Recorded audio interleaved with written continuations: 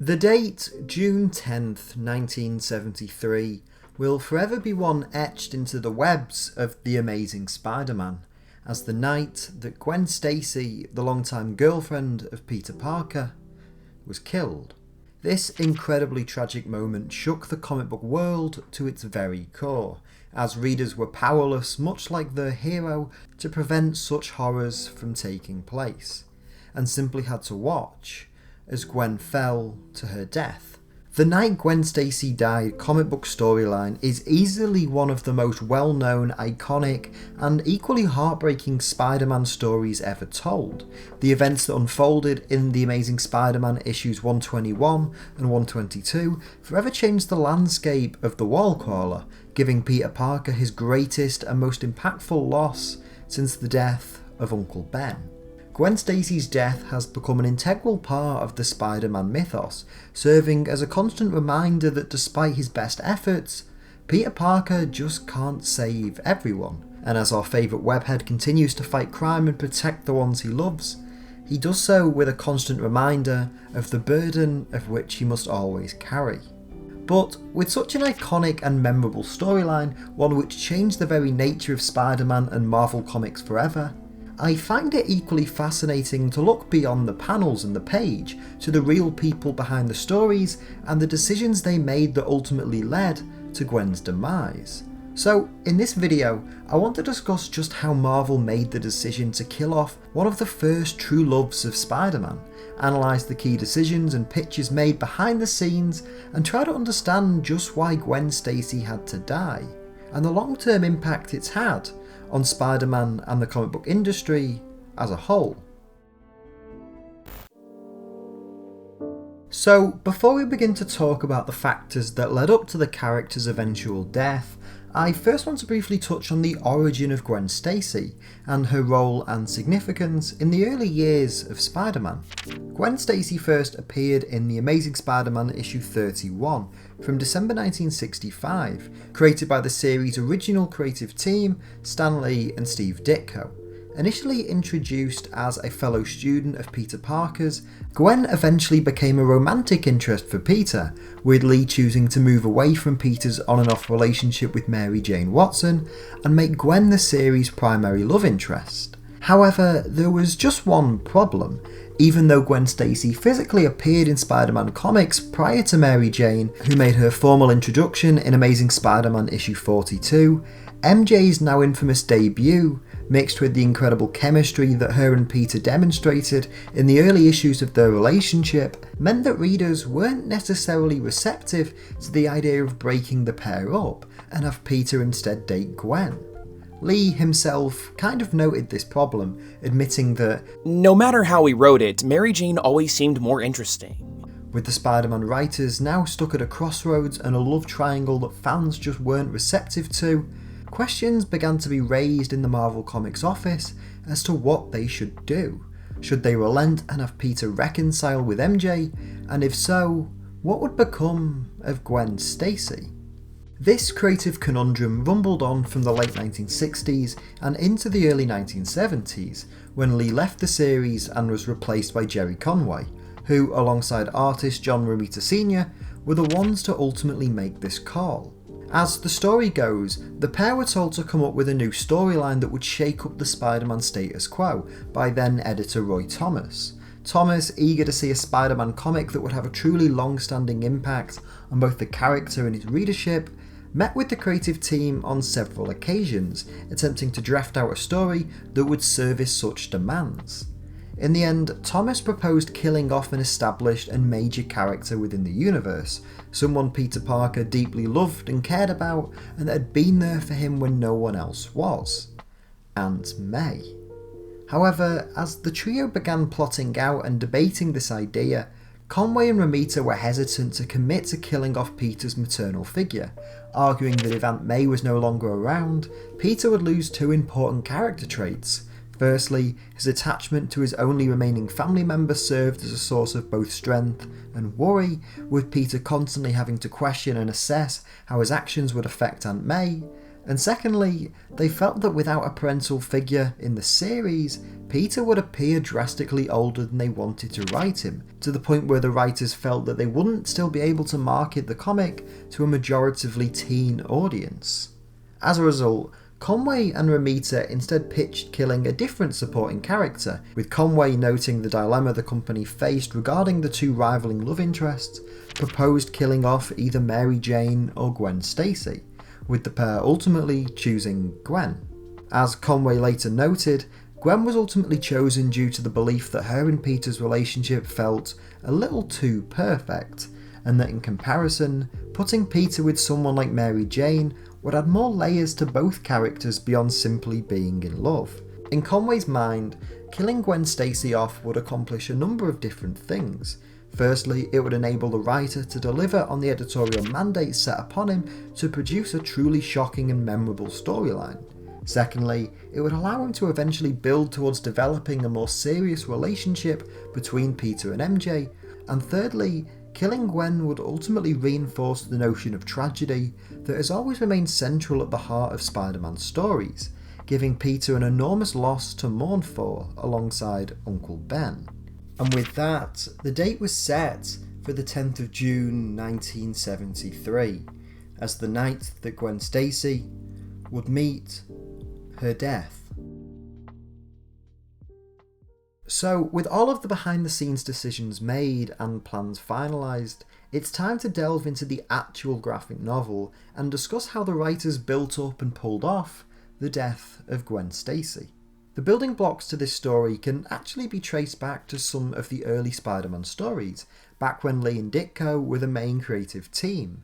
You see, the pair had created the villainous Green Goblin character in Amazing Spider-Man issue 14, who had become somewhat of a key antagonist throughout the subsequent years. By the summer of 1966, Lee and Ditko had planned to reveal the true identity of the villain. However, creative disagreements ultimately led to Ditko leaving the series and being replaced by John Romita Sr., who began working on the title as of Amazing Spider-Man issue 38. This is worth noting because the following issue, Amazing Spider-Man issue 39, saw Norman Osborn, father of Peter's childhood best friend Harry, be revealed to be the Green Goblin. Now, this moment had a big impact in the lead up to the death of Gwen Stacy, as Norman's outing saw Harry become addicted to drugs and alcohol, unable to cope with the realisation of his father's evil. In Amazing Spider-Man issue 120, Harry overdoses on LSD and falls into a state of clinical psychosis. This leads to Norman, who was recovering from amnesia at the time, to suffer a mental breakdown and relapse into his goblin persona, pledging to inflict misery and harm on those who Peter loves. Norman's vengeful promise ultimately comes to fruition in Amazing Spider-Man 121, when after a heated argument with Peter, who was checking on Harry from the roof of the family home, Norman hallucinates visions of Spider-Man coming towards him, leading to him stumbling into a room containing his Green Goblin equipment, donning the green and purple costume, and flying to Peter and Harry's apartment, only to find Gwen Stacy standing alone at the window. Norman kidnaps her and leaves a calling card in the form of a pumpkin bomb. When Peter returns home, he discovers the bomb and races off to find her, using his spider sense to track the pair down to the George Washington Bridge. There, Peter discovers the Green Goblin standing next to a motionless Gwen Stacy. The pair fight as Peter attempts to rescue his unconscious love, before Norman swoops down and knocks Gwen off the side of the bridge. Peter, desperate to ensure her safety, races down to the side of the bridge, catching Gwen using his webbing. "Spider powers, I love you," Peter proclaims, confident that he was able to save Gwen from certain death at the last second. Only, he didn't.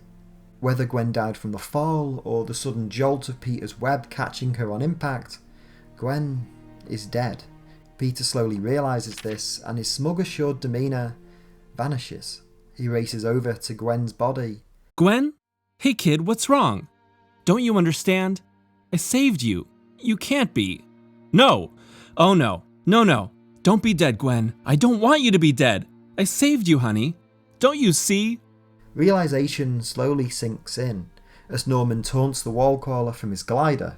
Peter, driven by the rage and the loss that he's just endured, cradles his love's body, and shouts the now infamous line, "You're the creep who's going to pay. You killed the woman I love, and for that, you're going to die."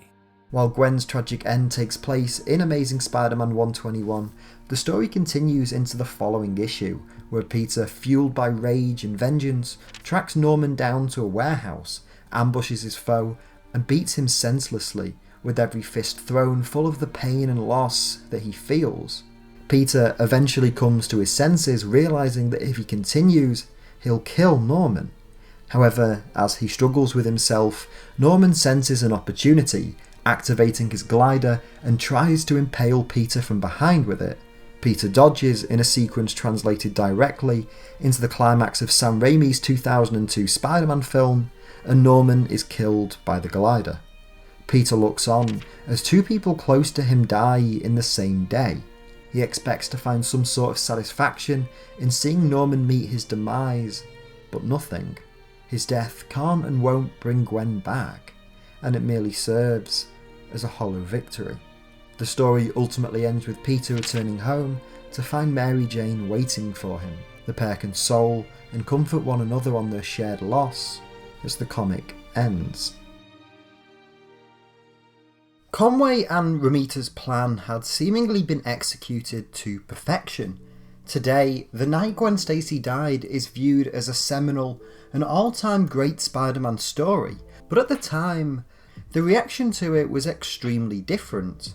Fan reactions to Gwen and Norman's deaths were published in the letters pages of subsequent issues, and the readership made their opinions perfectly clear. They weren't happy. As one disgruntled letter published in Amazing Spider-Man issue 125 read, "Okay, Conway, I've said it before and I'll say it again. You're a good writer, but you're just not good enough for Spider-Man. The atrocity you committed in issue number 121 was only the latest of your crimes. You must be taken off this magazine. I'm disgusted with all of you for letting issue 121 happen." Another letter, this one more straight to the point, stated, "You rattlesnake, you cockroach, you tapeworm in the digestive system of humanity. Why is it that when a superhero and his girl finally seem to be getting it together, you kill off the girl?" While a third simply read, "You evil-eyed, black-handed, bow-legged, flint-hearted, claw-fingered, foul-bellied, bloodthirsty orcs, you killed Gwen!" Compounding the negative reception to Conway and Romita's story was publisher and co-creator of Gwen Stacy, Stan Lee.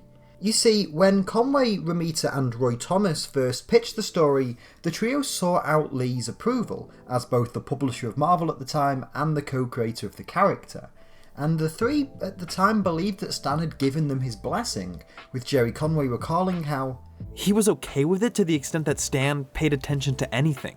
Once he stopped writing a given comic, he stopped thinking about it. And so when he stopped writing Spider-Man, even though he had a proprietary interest in it, it was really, yeah, whatever you want to do. However, this scenario played out somewhat differently according to Lee, as he noted in a 2005 interview in Alter Ego magazine, I was just getting ready to go to Europe on some sort of a business trip, and I think I wasn't thinking too clearly, because when they said we'd like to kill Gwen Stacy, I said, well, if that's what you want to do, okay. And when I came back and found out that Gwen had been killed, I thought, why would they do that? Why would Jerry write anything like that? And I had to be reminded later on that I had perhaps reluctantly or perhaps carelessly said okay when they asked me. When Lee discovered what had transpired in Amazing Spider-Man 121, he was initially shocked and very unhappy, believing that Conway and Romita had killed his creation behind his back, so much so that when he was asked about Gwen's death when speaking at Penn State University, he promised to reverse the decision and resurrect the character. Now, while this obviously never came to fruition, Lee's comments towards the story after its release ultimately saw the team behind the series, Jerry Conway, John Romita Sr. and Roy Thomas, take all of the blame and the initial scorn. Conway was only 22 at the time that this story came out, which is important to keep in mind, and the hate he received, mixed with Stan's lack of support, must have tremendously affected the young writer. He actually recalls these sentiments, stating that Stan didn't think about it until he went to a college campus and got yelled at by fans. Instead of acting like he was in charge, he said, "Oh, they must have done it while I was out of town. I would never have done that." The pretty horrendous backlash that I received from the fan press, and the lack of support I got from Stan, who said we did it behind his back, had a huge impact on me in terms of my emotional state. He basically threw me to the wolves. Over time though, the audience's response to Gwen's death did begin to change. Once the initial shock had worn off and readers began to see just where Conway and Romita were taking the story, the overall consensus began to shift from outrage to a saddened understanding to the iconic status which it holds today. But with all of that said, I want to ask one final question. What is the legacy of the night Gwen Stacy died? The story not only turned from being absolutely hated to one of the most seminal moments in the history of comics, but an essential part of the Spider-Man story, one that reaffirms the tragic nature of who Peter Parker is and the impact that his heroism can have on himself and those he loves. As Alex Romagnoli and Jan Pagnucci argue, Uncle Ben's death may have created Spider-Man's moral conscience, but Gwen Stacy's death was the one that forced Spider-Man to face that conscience head-on. That Spider-Man has remained a hero, despite facing all this guilt, is a testament to him as a character and to the idea that superheroes exist to uphold the values of society we hold most dear.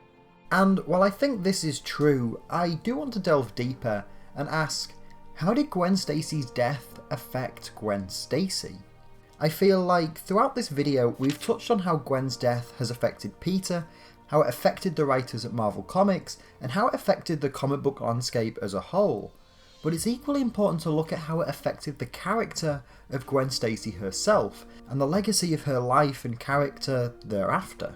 While Gwen Stacy today is one of the most celebrated and beloved women in Marvel Comics and Spider-Man lore, it's important to remember that prior to her death, she was nowhere near as popular.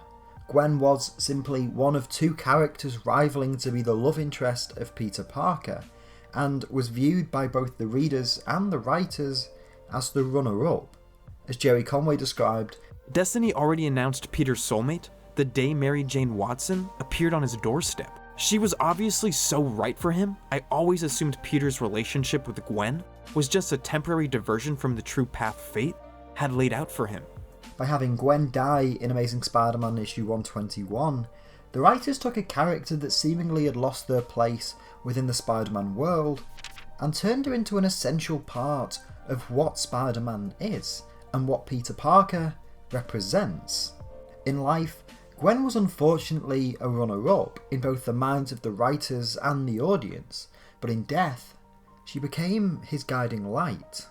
This notion is best demonstrated in Jeff Loeb and Tim Sale's Spider-Man Blue miniseries, a 2002 comic which focuses on Peter's memory of Gwen in the years after her death. The comic's message, distilled into Peter's internal thoughts in the first issue, is that people stay with you for as long as you remember them. By having Gwen Stacy die, the writers immortalised the character.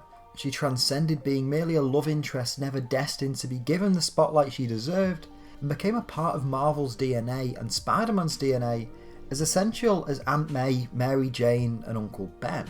Spider-Man Blue demonstrates this best, but Gwen remains an important part of who Spider-Man is throughout all of his stories in the years after her death.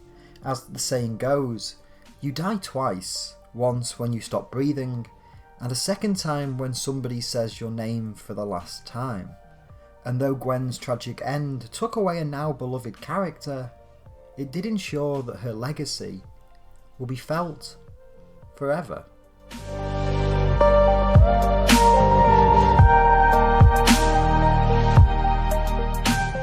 Hey everyone, thank you so much for watching today's video. I hope you enjoyed it. If you did, please make sure to leave a like on the video and leave a comment down below as well. Let me know your thoughts on the night Gwen Stacy died storyline for Marvel Comics. Do you like the book? Do you dislike the book? And how do you feel that Gwen's death has impacted Spider-Man, Marvel Comics and comic books as a whole in the decades after? Let me know down below. I can't wait to hear what you have to say as always.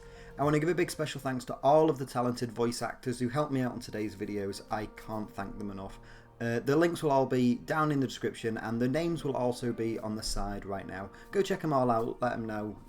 Thank you. You're all great. If you enjoyed this video, there should be some other videos on screen that you might also enjoy, and if you're new to the channel, please consider hitting the subscribe button so you can stay up to date with all the new videos we make on the channel. If you want to support the channel and help me make more videos, you can do so on Patreon, link on screen right now, and you can follow me on Twitter just at Owen Likes Comics. That's all for me. I will see you all next time, so until then, take care and keep reading.